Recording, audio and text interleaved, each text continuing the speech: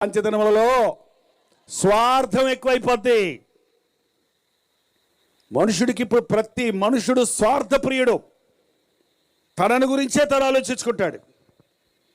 భార్య గురించి ఆలోచించుకుంటే, భర్త గురించి ఆలోచించుకుంటే, బిడ్డల గురించి ఆలోచించుకుంటూ ఉంటే అది కుటుంబం అనబడదండి. ఇక అక్కడ దేవుని సంతోషం సమాధానం ఉండదు.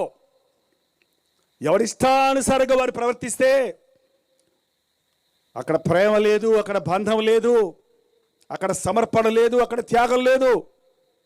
ఇవాళ ఎన్ని కుటుంబాలు విచ్ఛిన్నమైపోతున్నాయి కారణం ప్రేమ లేని మూలానే. డబ్బున్నోళ్ళు అంతే, డబ్బు లేనోళ్ళు అంతే. ఎంత పెద్ద ఇల్లున్నా ప్రేమ లేకపోతే ఇల్లంతా నరకమే. ఎంత డబ్బున్నా, ఎన్ని భోగాలున్నా యేసయ్య ఇంటిలో లేకపోతే సమాధానం లేదు. దేవుడిని ప్రేమించేవాడు మనిషిని ప్రేమిస్తాడండి, పొరుగువాడిని ప్రేమిస్తాడు.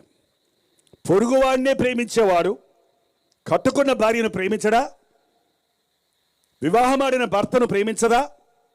కన్న బిడ్డలను ప్రేమించరా? తల్లిదండ్రులను ప్రేమించరా? తప్పకుండా ప్రేమిస్తాడు. ఇవన్నీ సరి చేసుకుందాం అనుకుంటున్నాం, కానీ నువ్వు మొదట దేవుణ్ణి ప్రేమించడం ప్రారంభిస్తే నువ్వు అందరితో సఖ్యతగా ఉంటావు, నువ్వు అన్ని విషయాల్లో సరిగా ఉంటావు.